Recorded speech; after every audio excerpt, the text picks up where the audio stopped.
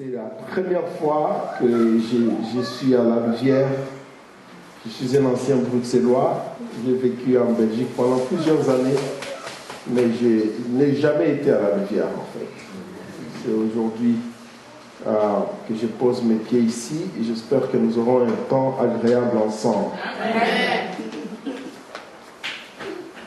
Je voudrais aussi vous apporter les salutations de la Nouvelle Jérusalem à Atlanta, votre église. Nous sommes de la même famille et depuis plus de 24 ans maintenant que je suis aux États-Unis à Atlanta, après avoir quitté Belgique dans les années 1988. J'ai immigré aux États-Unis et j'y suis donc depuis ce temps-là jusqu'aujourd'hui. Je veux aussi bénir le Seigneur pour notre Père spirituel, l'évêque Martin Muchebele, qui est le visionnaire de l'œuvre que nous dirigeons à Atlanta, qui est notre Père spirituel. Je me suis converti sous son ministère, j'ai été baptisé par lui. Et depuis lors, depuis ma conversion, je n'ai jamais connu aucune autre église sauf la Nouvelle Jérusalem. Donc je suis un enfant de la Nouvelle Jérusalem, né à la Nouvelle Jérusalem, grandi dans la Nouvelle Jérusalem, et j'œuvre toujours dans la Nouvelle Jérusalem. Que Dieu soit béni. Comme le pasteur l'a dit, je suis marié à la même femme depuis maintenant plus de... je ne sais plus combien. Heureusement qu'elle n'est pas ici parce que on s'est marié en 1990. Donc ça fait 22 ans. Yes, 90. Ça fait 22 ans. Ça fait 22 ans. Là, nous sommes parents et grands-parents. Nous avons un petit-fils en français, en anglais, des fois ça se dit différemment. Grandson. Petit-fils. Un petit-fils qui s'appelle Jaden David. Il est le plus beau petit-fils qu'il existe dans le monde entier. Plus beau que lui, il n'y a pas. Donc si vous avez un fils, vous pensiez qu'il était beau, sorry. Mon petit-fils est le plus beau de tous les petits-fils. Si vous avez une fille qui est aussi belle, vous pouvez toujours la préparer pour que mon petit-fils l'épouse un peu, parce qu'il est le plus beau de tous. Voilà, nous allons aller dans les Écritures. Nous bénissons le Seigneur pour ce dimanche de Pentecôte. Et nous voulons ensemble étudier les Écritures et voir ce que le Seigneur nous réserve. Une chose que je sais, c'est que Dieu ne réunit jamais son peuple en vain. Une autre chose que je sais, c'est qu'avec Dieu, il n'y a pas de hasard. C'est pas par hasard que l'évêque a appelé le pasteur à 22h pour que je vienne ici. C'est parce que Dieu savait que quelqu'un avait besoin de recevoir quelque chose. Parce que Dieu travaille, il est un planificateur par excellence. Tout ce que Dieu fait est parfait. C'est parfait. C'est-à-dire que j'ai déjà pris la décision dans ma vie de ne jamais m'inquiéter de quelque chose qui arrive que je n'avais pas pensé que ça allait arriver.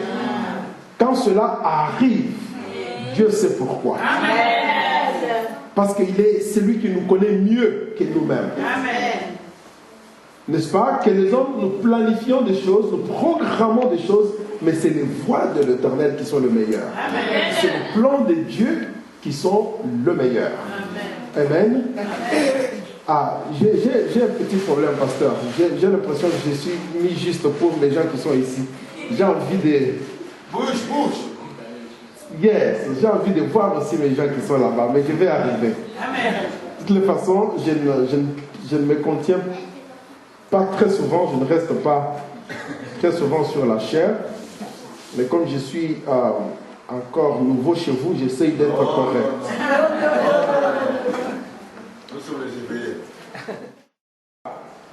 Je disais que j'intitulais mon message la seconde fois. Nous avons ici devant nous l'histoire de Joseph qui se retrouve en Égypte et 10 frères à lui sont venus pour chercher à manger pendant qu'il y avait la sécheresse dans leur pays.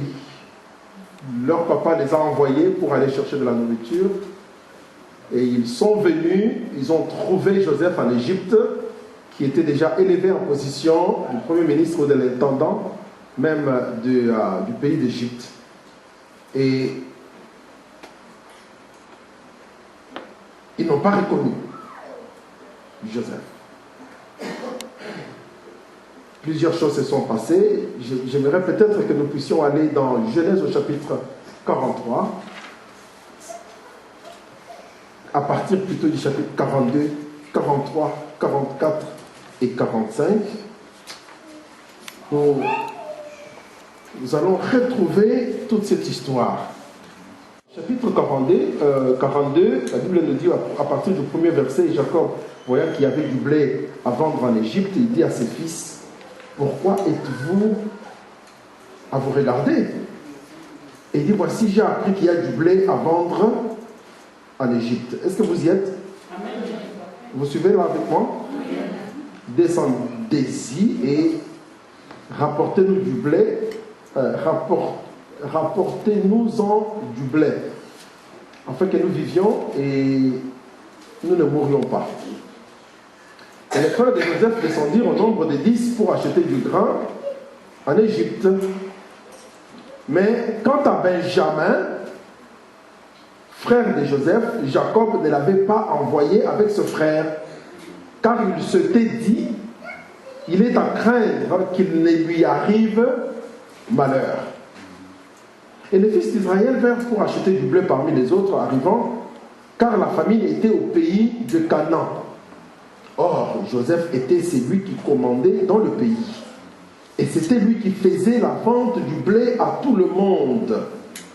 Et les frères de Joseph vinrent et se prosternèrent devant lui, la face contre terre. Et Joseph vit ses frères et il les reconnut. Mais il fit l'étranger avec eux et leur parla avec rudesse et leur dit, d'où venez-vous? Ils répondirent, du pays de Canaan pour acheter de vivres. Joseph reconnut donc ses frères et eux ne les reconnurent pas. Et Joseph se souvint de songes qu'il avait eus à leur sujet. Et il leur dit, vous êtes des espions. C'est pour voir le point faible du pays que vous êtes venus. Et ils lui dirent, non mon Seigneur, tes serviteurs sont venus pour acheter des vivres. Tous, tant que nous sommes, est-ce que vous pouvez lire avec moi? Tous, tant que nous sommes fils de même père et nous sommes honnêtes gens. Tes serviteurs n'ont jamais été des espions. Et il leur dit, non, vous êtes venus pour voir le point faible du pays. Et dire, nous, tes serviteurs, nous sommes 12 frères, fils d'un même père au pays de Canaan. Et voici le plus jeune est maintenant avec notre père, et il en a un qui n'est plus. Et Joseph leur dit, j'en reste à ce que je vous ai dit. Vous êtes des espions. Voici comment vous serez mis à l'épreuve.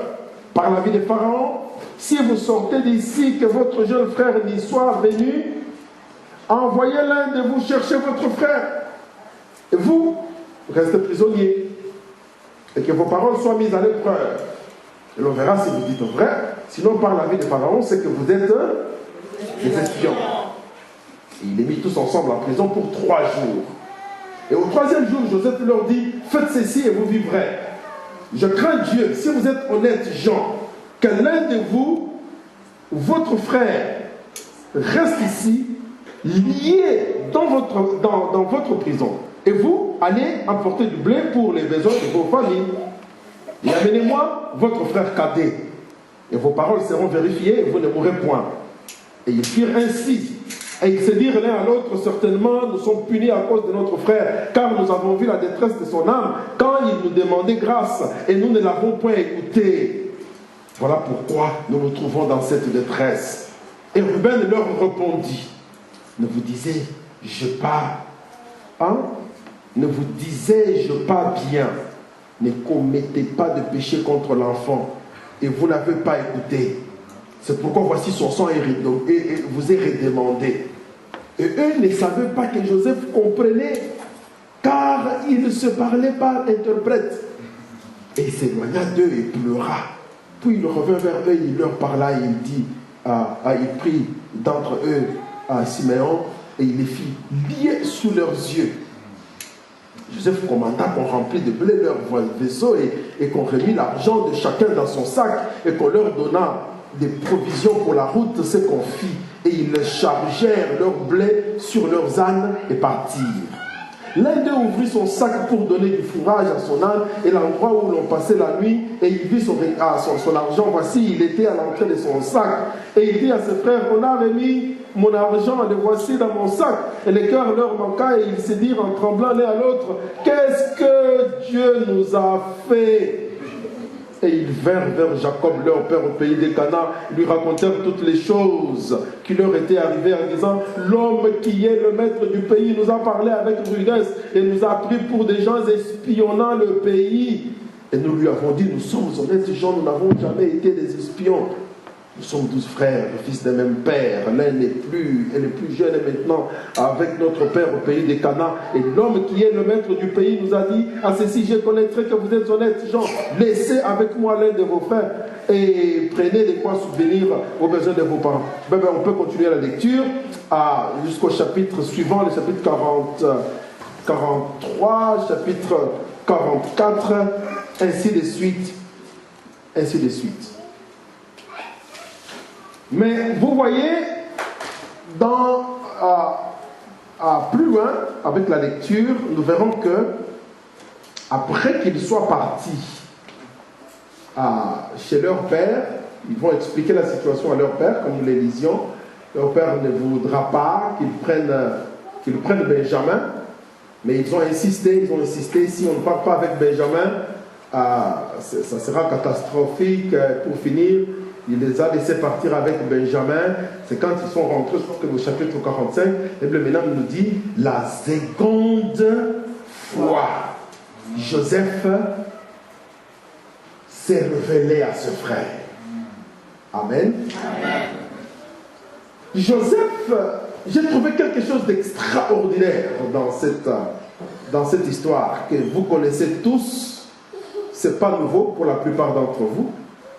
Je connais cette histoire depuis ma conversion. J'ai déjà lu cette histoire depuis plusieurs fois. Mais soudainement, le Seigneur a commencé à me faire voir une autre dimension dans cette histoire. C'est que Joseph est exactement le type de Christ. Quelqu'un dit Amen. Amen. Joseph est le type de Christ. Ce que Joseph a rencontré, c'est plus ou moins la même chose que Jésus avait rencontré. Jésus est venu parmi le sien. La Bible nous dit que le sien ne l'a pas reconnu. Il a été battu, tabassé, meurtri et blessé au point même d'arriver jusqu'à la mort. Il a été vendu. Alléluia. Amen. Joseph a été vendu par ce frère. Il a connu tout ce qu'il a connu. Il est allé en Égypte. En suivant bien l'histoire, vous verrez que ce n'est pas différent de la mort, ce que Joseph a connu. Il est allé dans la maison de Potiphar. Il a eu les problèmes qu'il a eu. Il a été mis en prison. Et de là, d'abord il a été jeté dans la fosse. Hein, c'est comme ça qu'on dit en français. Le pays, dans la fosse. Il a été vendu, il est allé dans la maison de Potiphar, il a été accusé injustement, il a été foutu en prison, il est sorti de la prison et il a été élevé en position d'intendant ou de la personne qui venait juste après le roi.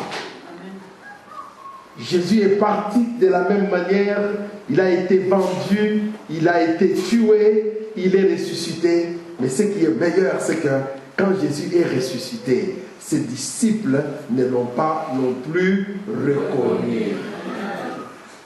Joseph se retrouve maintenant devant ce frère, mais ce frère ne l'ont pas reconnu. La Bible nous dit, mais la seconde fois, la seconde fois. Si on parle de la seconde fois, c'est qu'il y a eu une première fois.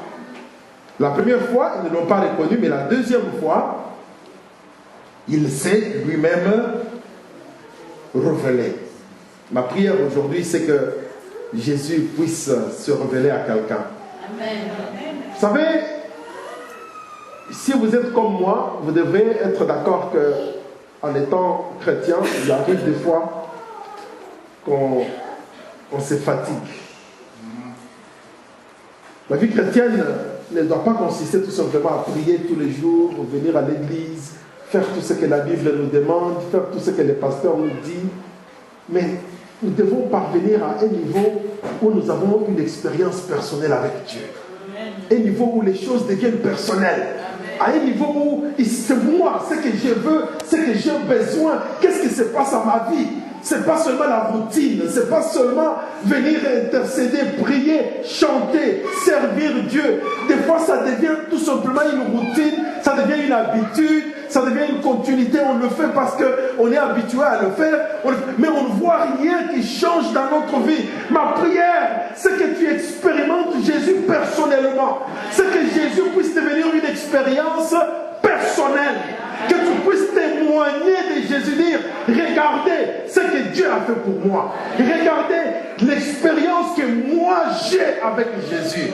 Bien aimé, quand tu auras une expérience personnelle avec Jésus, ta vie chrétienne ne sera plus jamais la même. Donc ma prière, c'est que quelqu'un aujourd'hui reçoive la révélation de Dieu. Comme Joseph se révélait, il s'est laissé connaître auprès de ses frères. Je prie que Jésus se fasse connaître à toi aujourd'hui. Je prie que tu le connaisses pour toi-même. Alors la première chose, qu'est-ce qui se passe? Ou qu'est-ce qui se passe lorsque nous cherchons Dieu, lorsque nous appelons Dieu, lorsque nous prions Dieu? Qu'est-ce qui se passe? C'est ça que je voudrais faire sortir de cette lecture que nous avons vue aujourd'hui. Qu'est-ce qui se passe quand nous cherchons Dieu? Y a-t-il quelqu'un ici qui s'est déjà mis à chercher Dieu? J'aimerais vous voir. La plupart d'entre nous, c'est ce que nous faisons. Quand nous prions, nous faisons quoi? Nous cherchons Dieu. Quand nous prions, nous faisons quoi? Nous cherchons Dieu. La plupart d'entre nous, nous crions à Dieu. Nous cherchons Dieu. Mais qu'est-ce qui se passe? C'est que des fois, nous ne voyons pas Dieu se révéler ni répondre à nos cris. Ou encore, je peux dire, des fois, nous avons l'impression que Dieu ne répond pas à notre cri. Des fois, nous avons des preuves, soi-disant, que quelqu'un veut un mariage, mais il a crié tellement à Dieu, il n'a pas vu le mariage. Nous avons l'impression que Dieu n'a pas répondu à notre cri.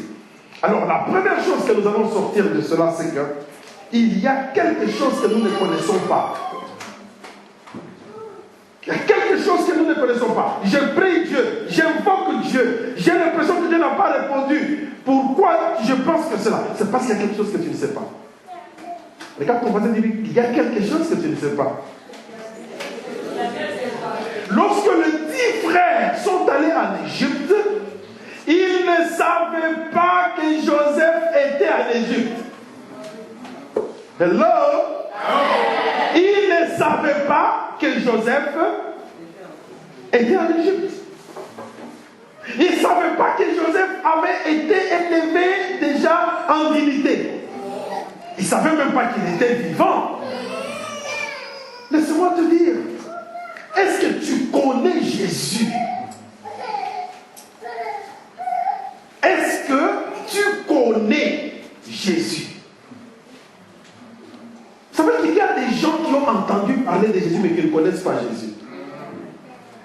Plusieurs même dans nos églises, ils parlent de Jésus, ils chantent Jésus, ils soi-disant servent Jésus, mais est-ce qu'ils connaissent réellement Jésus?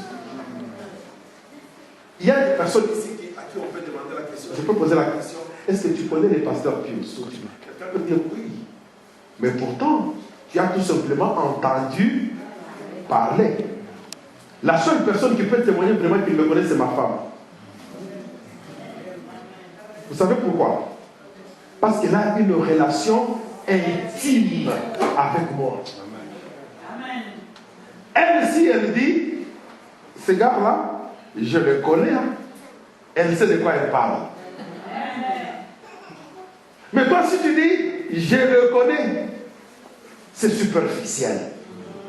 C'est le connaître là, comme celui de ma femme dont je parle. Est-ce que tu connais Jésus? Posez-vous la question, pourquoi Jésus a dit que ce jour-là, il y aura des gens qui viendront, qui diront, nous avons prophétisé en ton nom, nous avons prêché en ton nom, nous avons ceci fait en ton nom. Et Jésus dira, retirez-vous de moi car je ne vous ai jamais connu. En d'autres termes, je n'ai jamais eu une relation avec vous. Il est important, bien aimé, que nous puissions connaître Jésus. Alors des fois quand nous crions à lui, des fois quand nous le cherchons, nous ne voyons pas des choses venir. Peut-être que nous ne le connaissons pas. Alléluia. Nous sommes des étrangers auprès de lui. La Bible dit que Joseph a agi comme un étranger auprès d'eux. Il a fait comme si il ne le connaissait pas parce que eux, ils ne le connaissaient pas. Alors lui aussi, il a fait comme si il ne le reconnaît pas. Alléluia. Il est quand nous allons à Jésus, nous devons connaître Jésus. Amen. Nous devons avoir une relation personnelle. Je m'en fous combien d'années tu viens à l'église. Je m'en fous, je dis je m'en fous, ça fait combien d'années tu es dans les choses de Dieu. Amen. Mais est-ce que tu connais ce Jésus-là? Est-ce que tu as cette relation personnelle entre lui et toi? Est-ce que vous pouvez bien comme ça vous entretenir et puis le regarder et dire ça, c'est mon fils, ça c'est ma fille. Il faut connaître Jésus. Amen. Quand ils sont venus, ils pensaient que s'ils pouvaient tout simplement acheter le blé, ça allait être suffisant. C'est tout ce qu'ils avaient besoin. Ils avaient besoin d'acheter le blé parce qu'il y avait la famine. Parce qu'il y avait la souffrance, il y avait la faim, et toutes ces choses-là. Eux, ils venaient chercher à manger. Je voudrais choquer quelqu'un pour te dire, frère. Quand tu suis bien cette histoire, eux, ils venaient chercher une solution temporaire. Alors que Dieu avait pour eux une solution permanente. Des fois, c'est comme ça. Nous venons auprès de Dieu chercher quelque chose de temporaire, alors que Dieu a en réserve quelque chose de permanent. Amen. Alléluia. Eux, ils cherchaient à acheter le blé parce qu'il y avait la famine. Ils pensaient que acheter le blé allait arranger leur situation. Yes. Mais le blé, ce n'est pas ça qui allait arranger leur situation. Parce que la famille devait continuer encore pendant plusieurs années. Nous allons voir la fin de l'histoire. Qu'est-ce que Dieu avait en réserve pour eux? Alléluia. Votre plus grand besoin, bien-aimé, c'est Christ. Parce que des fois, nous venons à Jésus en pleurant parce que nous avons besoin d'argent, nous avons besoin du mariage, nous avons besoin de la reçue des études. Dieu te dit, tu as besoin de moi. Parce que si tu as moi, tu as l'argent. Si tu as moi, tu as le mariage. Si tu as moi, tu as les enfants. Si tu as moi, tu as la reçue des études. Si tu as moi, tu as la reçue des affaires. Arrêtons de courir après des solutions temporaires. Commençons à chercher ce qui est permanent. Vous savez, une fois j'ai fait un enseignement sur le passage qui dit la bénédiction de l'Éternel enrichit et ne se fait suivre d'aucun chagrin. Quand j'ai analysé ce passage, j'ai trouvé que Beaucoup de chrétiens sont souvent en erreur. Beaucoup de chrétiens sont en erreur. Beaucoup pensent que l'argent, c'est une bénédiction. Pourtant, la Bible dit la bénédiction de l'Éternel enrichit. La Bible ne dit pas que la bénédiction, c'est la richesse. La bénédiction enrichit. C'est-à-dire, en anglais, c'est beaucoup mieux dit. Et en anglais, il dit The blessing of the Lord maketh rich. Ça veut dire la bénédiction de l'Éternel te rend riche. Donc, la bénédiction, c'est quelque chose qui est sur nous, qui nous rend capables de devenir riches. Au lieu de courir après la richesse, il faut courir après la chose là. Vous comprenez, n'est-ce pas? Souvent, on cherche des solutions qui sont temporaires. Des solutions temporaires. Il y a des choses qui doivent devenir c'est-à-dire que nous devons master. We have to master these things. Maîtriser, non? Maîtriser, je ne sais pas. Maîtriser, hein? C'est-à-dire que ça devient we got it. Hein? J'ai dit. Ce n'est plus un problème, quoi. Vous comprenez, n'est-ce pas? Alors là, nous vivons une vie chrétienne qui est satisfaisante. Je suis fatigué de voir des chrétiens qui se plaignent tout le temps. Les chrétiens se plaignent, il pleut. Les pasteurs se plaignent, il pleut.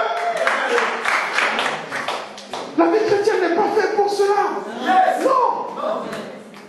Moi, je rêvais, si la vie chrétienne consistait à ce qu'on puisse toujours chanter les lamentations de Jérémie tous les jours. Là, je refuse d'être chrétien. Je refuse une vie chrétienne de lamentation de Jérémie. Je veux une vie chrétienne de la compréhension claire et de la connaissance personnelle de Christ, de l'expérience avec Christ. Alors, je me mets à chercher Christ.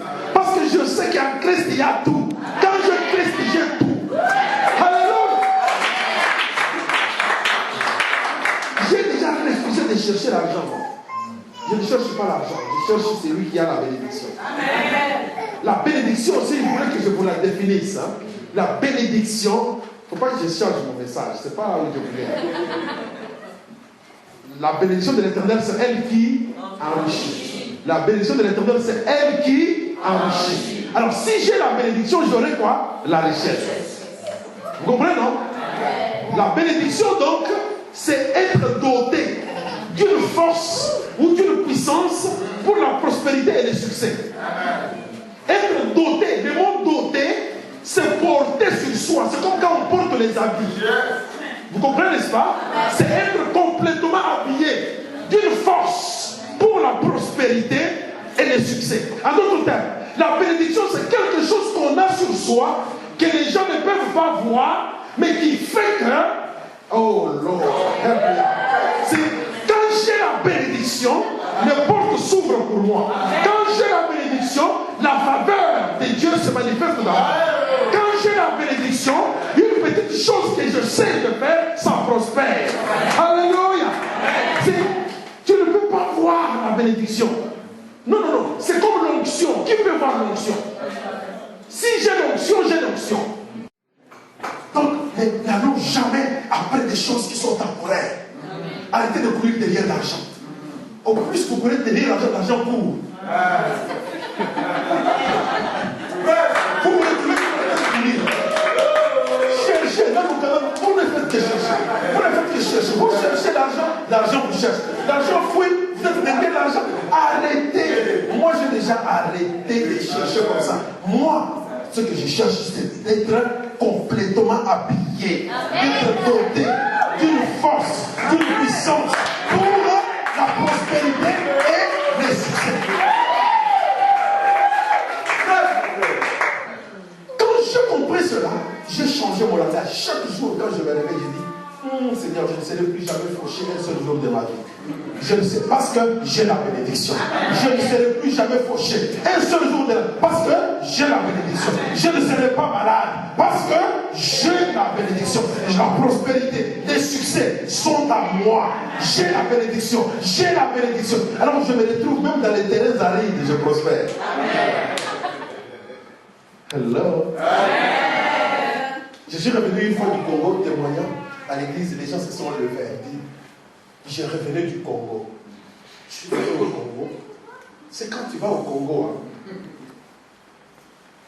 Ah, je sais que je vais aller au Congo. Là, c'est une société tu ne fais que sortir. Non? Tu ne fais que sortir. Donc quand tu vas avec quelque chose que tu as là, tu sais que quand ça commence à diminuer, tu es prêt à rentrer.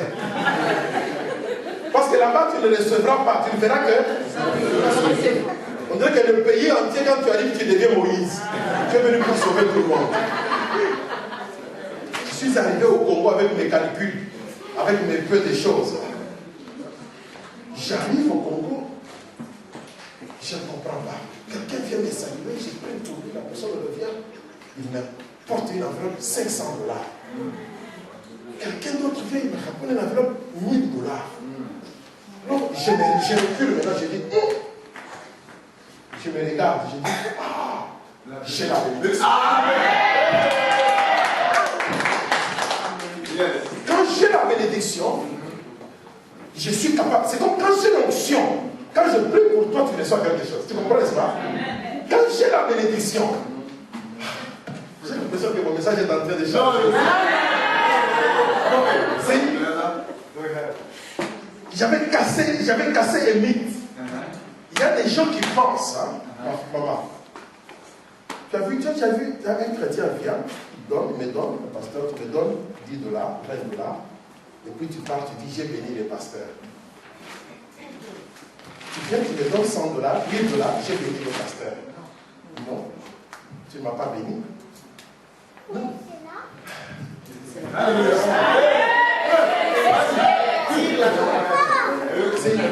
Allez dans Genèse. Il y a eu un homme appelé Melchisedec. Cet homme est venu, et Abraham est venu pour le rencontrer. La Bible nous dit qu'Abraham, après avoir vécu le roi de Salem et tout ça,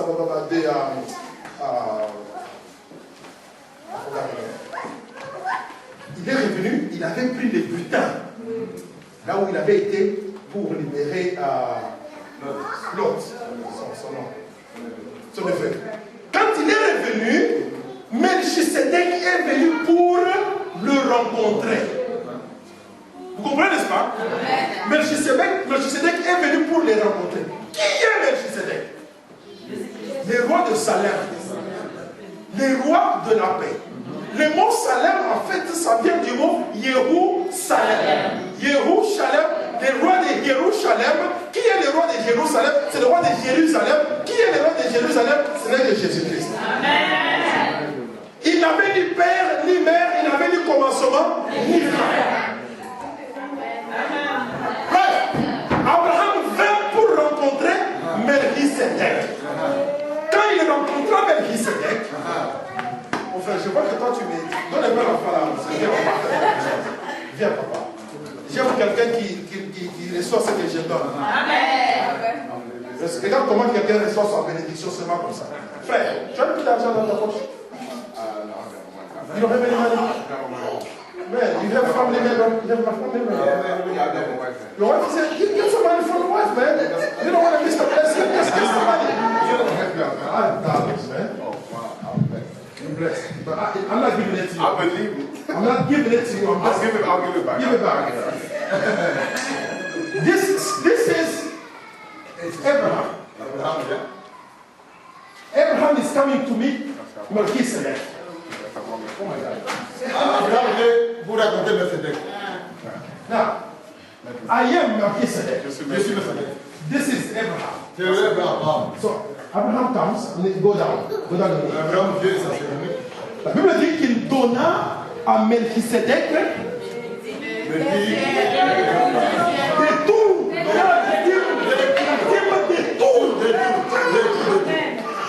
Et Melchizedek blessed him. Vous comprenez, n'est-ce pas? Il donna à Melchizedek tout. Et Melchizedek lui bénit. So, entre nous deux, qui est béni? Thank you. Thank you. Alors, ma soeur, je t'ai posé la question. Quand tu prends tes $1000, tu donnes au pasteur. béni qui? C'est le pasteur qui a béni. Yes! Mais l'erreur qui nous a été enseignée, c'est que j'ai été et j'ai vu le pasteur et je l'ai béni. Parce qu'on pense que l'argent, c'est la bénédiction. I don't need your money. C'est pas besoin de ton argent. No. Non. What I have is more than Ça que j'ai beaucoup plus que l'argent. C'est comme ça que Melchisedec bénit Abraham. Au nom du Dieu très haut. Il donna à Abraham ce qui était plus que l'argent.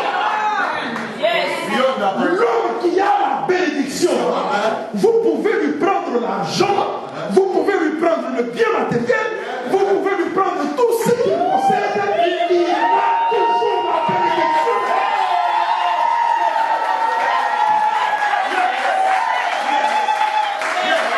C'est comme ça que Joseph, la Bible déclare que Joseph, tu es le rejeton de l'arbre fertile. Joseph avait sur lui la bénédiction. Il arrive dans la maison de Potiphar. La Bible nous dit que la maison de Potiphar était bénie à cause de Joseph. Parce que Joseph avait la bénédiction. Est-ce qu'il avait l'argent? Non. Mais c'est comme avec quelque chose. Quand tu as la bénédiction, tu arrives quelque part.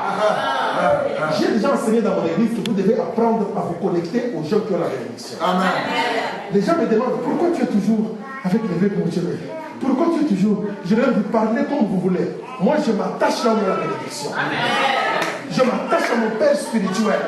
Et il est mon Melchisedec. Amen. Et il est mon Melchisedec. Est-ce que tu as un Melchisedec, toi? Est-ce que tu as un Melchisedec? La bénédiction vient par transfert. Ça, c'est le transfert. Vous voyez ça? C'est le transfert. Il donne. Yes. No, sit there, man. Why you showing heaven? Why you showing heaven? Do you want a blessing? Yeah. Okay. So sit there. Il donne un Melchisedec béni. Il donne un Melchisedec béni. Il donne un Melchisedec béni. Non, je n'ai pas fini. Non, stay there. Okay. Quand vous allez maintenant dans Hébreu, au chapitre 7 et tout ça, on parle encore de cette histoire de Melchisedec. Maintenant, la Bible nous dit ceci. Puisque maintenant, il a été donné aux Lévites de prélever la dîme auprès de leurs frères. Mais Lévite était en Abraham. Lorsqu'il paya la dîme auprès de Melchisedec, Lévite était dans le sein d'Abraham. Mais il a payé la dîme auprès de Melchisedec. Maintenant, Dieu demande aux Lévites de prélever la dîme auprès de leurs frères. Ce qui fait qu'il a élevé maintenant Lévite au niveau de Melchisedec. Et Lévite maintenant est capable de prélever maintenant la dîme auprès de leurs frères. Vous comprenez pourquoi je vous dis, en tant que Lévite, j'ai été élevé dans la position de Melchisedec. Je peux prélever et je peux transmettre la bénédiction.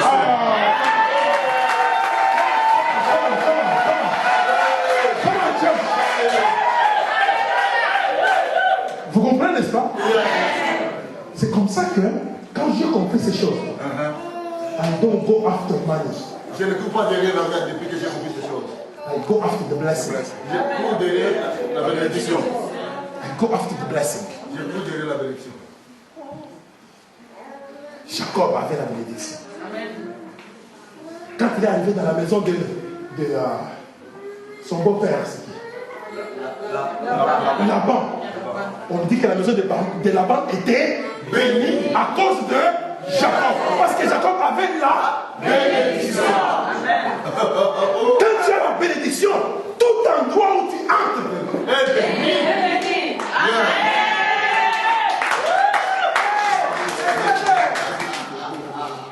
Vous comprenez, n'est-ce pas? Donc, c'est comme ça que j'ai entraîné les gens. Je dois comprendre. Quand on dit, moi, je n'avais pas compris cette histoire. Quand on est allé en Corée, il y a, c'est pas quelle année, qu'est-ce que tu as avec nous? On voyait les Coréens, il est là comme ça. C'est eux qui nous aidaient à faire des courses, avant de partir. Il se met à genoux, il dit, bénis-moi. J'ai compris. Et quand tu les bénis, il sort quelque chose, il te donne. Moi je disais, mais qu'est-ce qu'ils ont ces gens? Je n'avais pas encore compris cette vérité. Une fois, à la montagne de Pied, je suis assis. Je vois un couple qui vient avec des enfants. Un couple comme un couple là. Leur enfant venait jouer auprès de moi et ils interdisaient l'enfant. Non, non, non, non. Hein, je leur disais, non, non, laissez l'enfant. Je laissais l'enfant. Maintenant, la maman s'est approchée et il a commencé à bricoler un peu d'anglais. Il parlait en anglais et découvra que j'étais pasteur. Elle est allée prendre son mari et d'autres enfants. Dès qu'ils sont venus, ils se sont mis à genoux. Et ils ont dit, ils ont pris ma main. Bless, béni, béni. Yes. Je les ai bénis. Il y avait des trucs automatiques, des machines automatiques. Ils sont allés là-bas, les distributeurs automatiques. Ils ont pris de coca, ils ont pris de chips.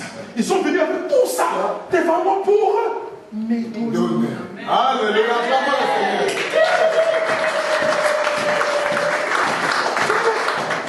Je ne comprenais pas jusqu'à ce que Dieu commence à me donner cette révélation. Souvent, on a mal défini la bénédiction. Les gens ont cru que l'argent, c'était la bénédiction.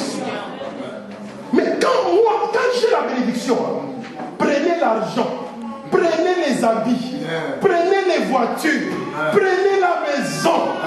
Regardez Joseph, on l'a vendu, on l'a amené en prison. La prison n'a pas pu le garder. On a fait de lui ceci. À cause de la bénédiction de Dieu.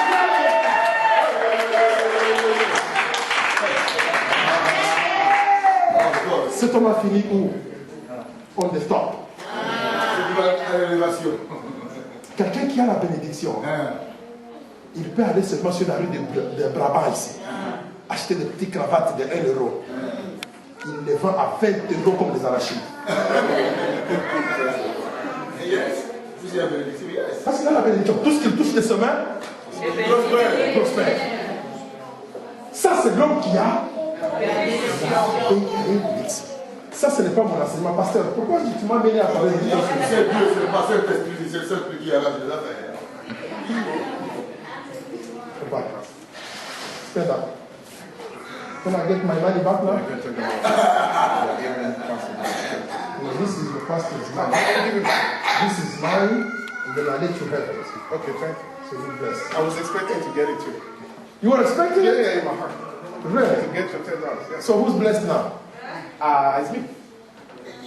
You are? I just gave you. I'm the one who just feel. I'm the one who got the blessing. Amen. Amen. Acclamons le Seigneur.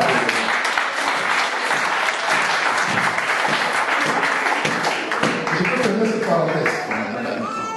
Tout simplement, je voulais dire que nous devons courir après les solutions permanentes et non des solutions temporaires. La bénédiction, elle est permanente. Elle est permanente. Arrêtez d'être... Vous savez, quand vous courez tellement derrière l'argent, vous commencez à devenir l'esclave de l'argent. Yes, malade. Vous êtes même malade. Vous ne pouvez pas donner. Vous ne pouvez même pas libérer. Vous ne pouvez pas... Je viens de vous donner un exemple. Moi, dans un terrain fertile, j'ai vu la main de Dieu. C'est pourquoi pour moi, donner n'a jamais été un problème. Quand j'ai compris cela, j'accepte même de m'appauvrir. Si je peux libérer tout ce que j'ai dans ma poche, je vais le libérer. Donc tous les jours là, les gens ici pensent que dans mon compte facilement, j'ai 400 000 $. On va voir ce qu'on peut faire.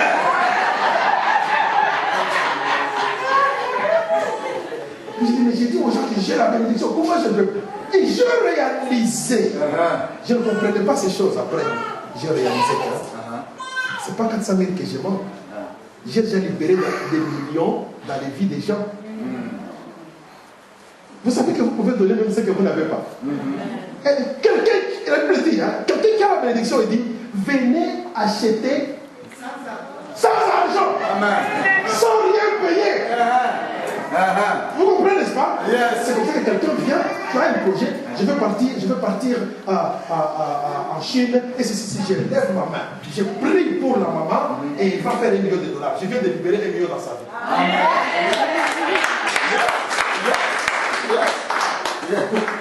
Alors quand j'ai compris cela, je m'inquiète plus, quelqu'un vient me dire j'ai besoin de 400. Mais c'est pas 400. 400 000. Mon Dieu, l'or et l'argent lui appartient. L'or et l'argent lui appartient. Je suis déjà entré dans un magasin comme ça. Et j'ai expérimenté venir et acheter sans rien payer. J'entre dans un magasin avec quelqu'un. On voit des choses sur le cadre. Et le magasin là, je ne pense pas que ça existe en Angleterre. Brooks Brothers. C'est là où le prince de England, là, de UK, c'est là où il s'habille, et la princesse et tout ça. On rentre dans ce magasin, on commence à regarder des histoires, comme ça, des histoires. La personne qui était là me dit, oh, pastor, you like this? Oh, it's very nice. Des cravates. Les cravates là-bas coûtaient $150, $280 par cravate. Et puis, on regarde des histoires, et puis il se retourne et il me dit, tout ce que tu aimais là, prends seulement. Oh, j'ai dit, prends. Il dit, prends seulement. Et puis la parole me vient en tête, vous pouvez acheter sans argent, sans rien payer. On arrive à la caisse, il sort sa carte et il paye tout. Il y avait une dame qui vendait, quand on est entré dans le magasin, la dame nous avait regardé bizarrement, il ne voulait pas nous parler. Il dit, est-ce que je peux vous aider? Est-ce que vous êtes sûr que vous êtes dans les bons magasins? Et tout ça. Et puis maintenant, quand on commence à dire à la dame, on prend tout ça, elle devient gentille. On commence à nous proposer autre chose. Oh, il y a encore ceci, et il y a encore ça. On arrive à la porte de la dame là, elle a porté nos colis jusqu'à la voiture. Et puis là, on a regardé, ça pesait même, on a regardé seulement. En train de tirer les colis. En train de tirer les colis. Parce qu'elle nous avait minimisé. Elle ne savait pas que nous étions des enfants du roi de loi. Bien aimé, je vous dis, je n'aime pas la vie chrétienne de frustration. Je refuse. Je refuse de vivre une vie de frustration. Tous les jours, oh mon Dieu, l'argent t'appartient. Oh Seigneur, vous pleurez trop. Dieu n'est pas bougé par les pleurs, il est bougé par la foi.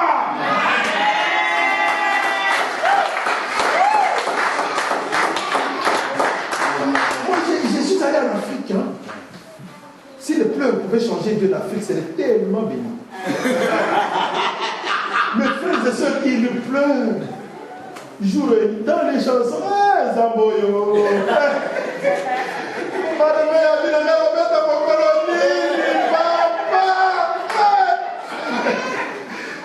Ils sont toujours en train de pleurer. Ils sont toujours en train de pleurer. Mais est-ce que Dieu. Regardez les Américains, ils ne pleurent pas. Les Américains, c'est des hommes de foi. Je foi en telle chose, je crois Dieu en ceci, je vais après Dieu et je vois ce que Dieu est capable de faire. Alléluia. Le Saint-Esprit nous amène sera à autre chose. Mon message est encore là. Je suis dans les productions. Demain c'est férié, non? Vous voulez aller où? Ici. Continuons.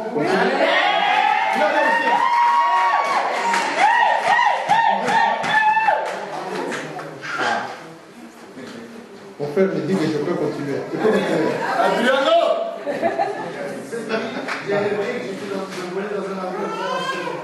Ah bon? Ah. On va partir, mon frère. Tu es en train de décoller, mon frère.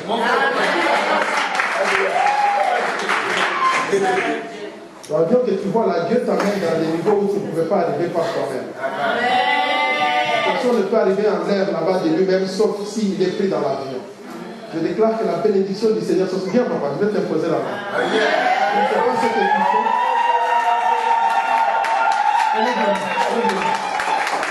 Dieu va t'amener à un niveau où tu ne pouvais pas de toi-même arriver. C'est lui qui te transporte. Il t'amène très loin.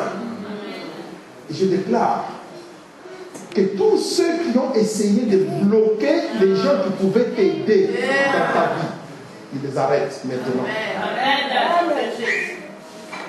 Dieu met sur ton chemin des gens qui vont t'aider. Si en haut, là où tu te retrouves, personne ne peut arriver là-haut de lui-même. Il doit être pris, quelque chose, un vaisseau, va t'amener en haut. Il y a des gens que Dieu va susciter autour de toi. Tu vas trouver faveur à leurs yeux. Dieu va les utiliser pour t'élever. La bénédiction du Seigneur est sur toi. Seigneur, je déclare que cet homme reçoit ta bénédiction, celle qui enrichit, et qui ne se fait suivre d'aucun chacun. Sois béni, frère, au nom de Jésus. Amen.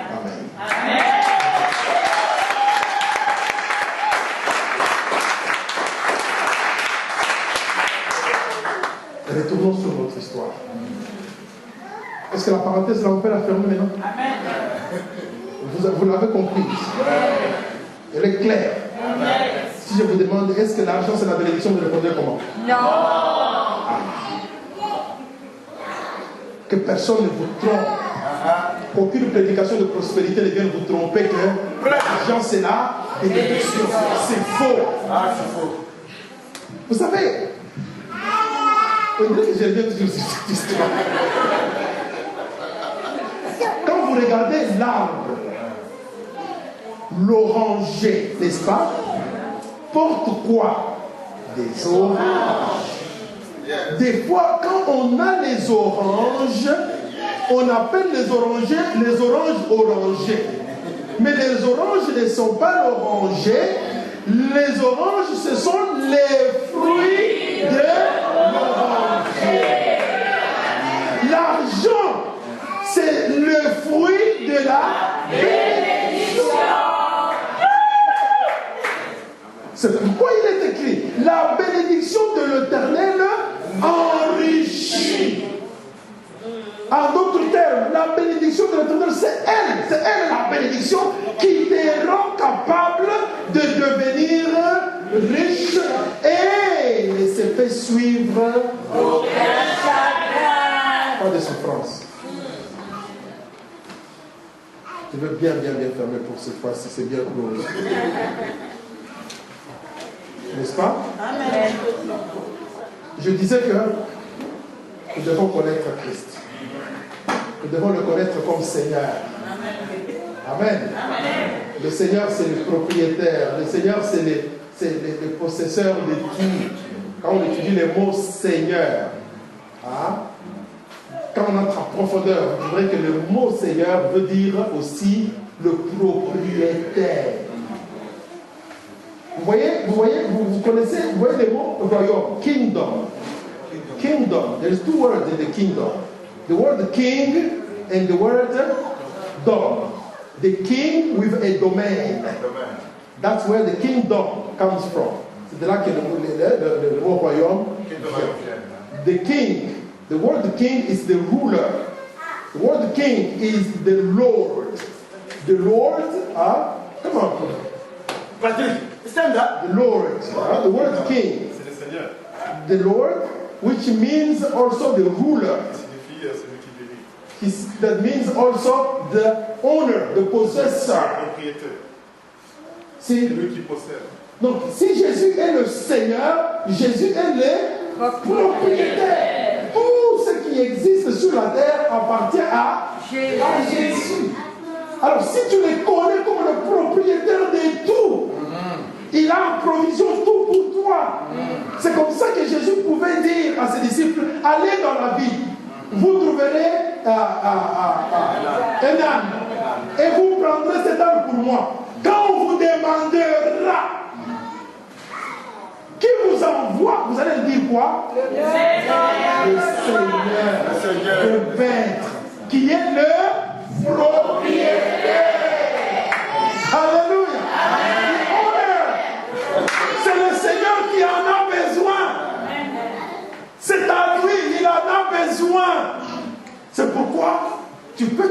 être là et avoir l'audace de dire argent, j'ai besoin de toi. Le propriétaire dit que tu viens dans ma vie.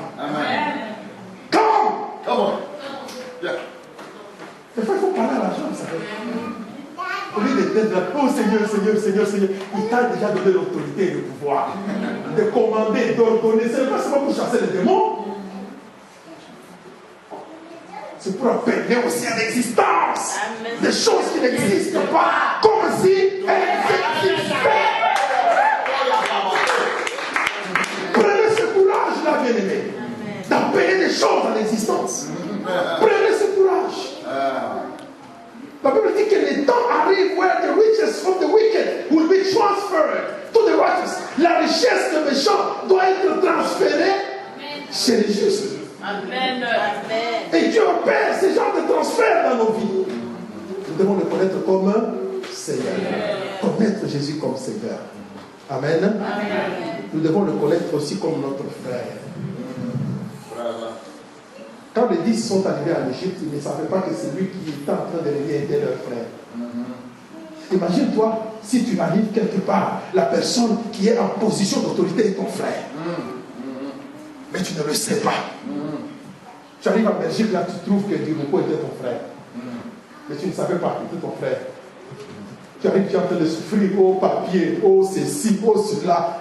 Et puis, un jour, il s'est révélé à toi, il te dit qu'il était ton frère. Waouh! Alléluia. Amen. Des fois, nous allons auprès de Jésus sans savoir que Jésus est notre frère. Quand quelqu'un est ton frère, les choses deviennent faciles. Partout, même en Afrique, en Europe, en Amérique, même en Amérique, je vous assure, même en Amérique. George W. Bush, son frère était gouverneur de Floride. Quand il y a eu des élections, c'était son frère qui était là-bas. Je vous dis, ça marche pas seulement en Afrique, même en Amérique, ça marche. Quand tu as ton frère quelque part, tu es bien. Bien-aimé, laissez-moi vous dire ce matin, quand vous criez à Dieu, ayez cette assurance dans votre cœur que Jésus est votre frère. Amen. Il n'est pas quelqu'un de loin, il est quelqu'un de votre famille. Mais le problème, c'est que vous ne le savez pas. C'est pourquoi je vous dis, quand nous cherchons Dieu, il y a des choses que nous ne savons pas. La première, c'est que nous ne le connaissons pas. Nous ne le connaissons pas comme Seigneur et nous ne le connaissons pas comme notre frère. Alléluia. Il est plein de compassion, il est plein d'amour, il veut te faire du bien. Il veut te faire du bien. Mais en anglais, il dit, your love is my anchor. C'est l'encre. Donc ton amour est l'encre. Vous voyez l'encre là du bateau que l'on jette pour pouvoir maintenir. Hein? And all through the storm. Quelle est la tempête?